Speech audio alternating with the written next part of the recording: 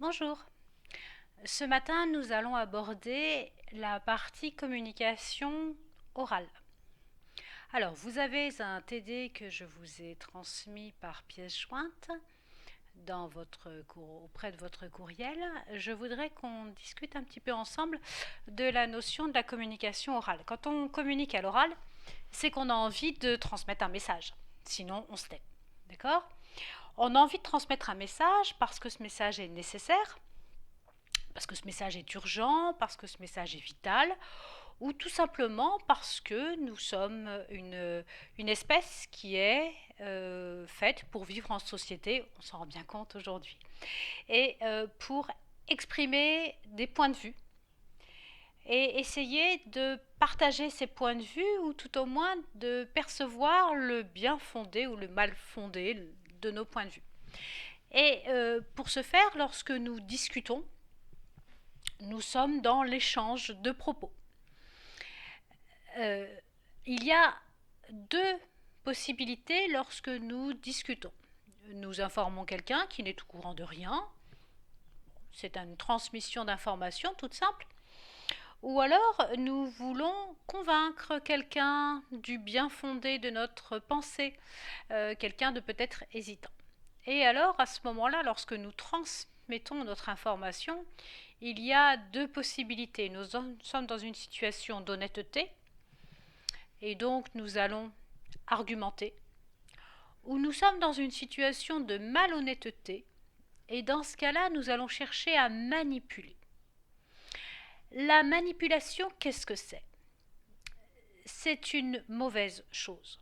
C'est une mauvaise intention. C'est une intention qui est fourbe dans la mesure où nous allons fausser les rouages qui permettent à une personne d'analyser l'information que nous lui donnons. Nous allons l'obliger à croire ce que nous lui disons comme étant parole d'évangile, sans lui permettre d'avoir le recul nécessaire à une certaine analyse. D'accord ? Dans quelques années, quand nous regarderons cette période que nous vivons actuellement, nous pourrons analyser toutes les fausses informations qui servaient à manipuler la population. D'ailleurs, je vous invite très sérieusement à aller voir sur le site France Inter.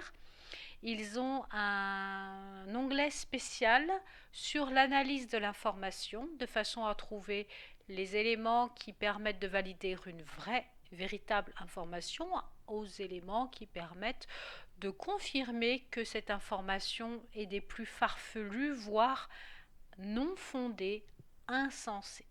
Bien.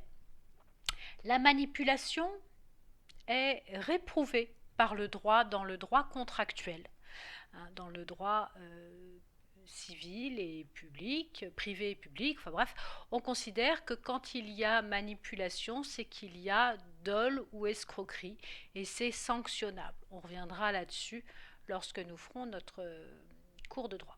Alors, dans le TD que je vous ai remis, vous avez un certain nombre de ressources à lire ou à visionner. Faites ce que vous pouvez en fonction de vos connexions et en fonction du temps dont vous disposez. Mais enfin, penchez-vous là-dessus, prenez le temps. Et faites-le le plus sérieusement possible, à la manière d'un étudiant qui doit étudier. Je vais revenir là-dessus, ne soyez pas des ânes battés qui ne marchent que comme ça avec leurs deux bras de chaque côté. Essayez vraiment de voir qu'est-ce qui fait que je suis en train d'argumenter, c'est-à-dire donner un élément sensé, fiable, plausible, pardon. Qu'est-ce que je sais ? Qu'est-ce qui fait que je suis en train de manipuler ? C'est-à-dire de me rendre compte que mes arguments ne sont pas probants ou que mon objectif est vil et que je ne vais pas, en restant honnête, réussir à convaincre cette personne de se pencher, enfin comment dirais-je, de m'accompagner dans ma réflexion. Alors je vais biaiser. Vous savez, la manipulation, on l'a tous fait un jour. Tous les parents s'y sont un jour adonnés en disant « Allez, Il est l'heure de faire dodo. Non, je vais pas faire dodo. Si, regarde Doudou, il a très très sommeil. Doudou, regarde Doudou, il bâille. Doudou n'a jamais bâillé. Ça, c'est de la manipulation. D'accord? L'argumentation serait alors de dire tu vas faire dodo parce que j'ai décidé, parce que je détiens l'autorité, parce que c'est bon pour toi, parce qu'il est l'heure. Tout ce qu'on veut, de vrais arguments irréfutables. D'accord? Alors, bon courage pour ce travail, prenez le temps et faites correctement les analyses. Bien sûr, on reste en lien avec la boîte mail pour poser toutes les questions. Alors moi, ce que je vous invite à faire, je vous propose de faire comme j'ai fait aussi avec les infos 2 quand il s'agit pour eux de travailler sur la plaidoirie. L'un d'entre vous me pose une question, je lui réponds en répondant à toute la classe, comme ça vous avez le temps de construire aussi votre réflexion. Bonne journée, à très bientôt, au revoir.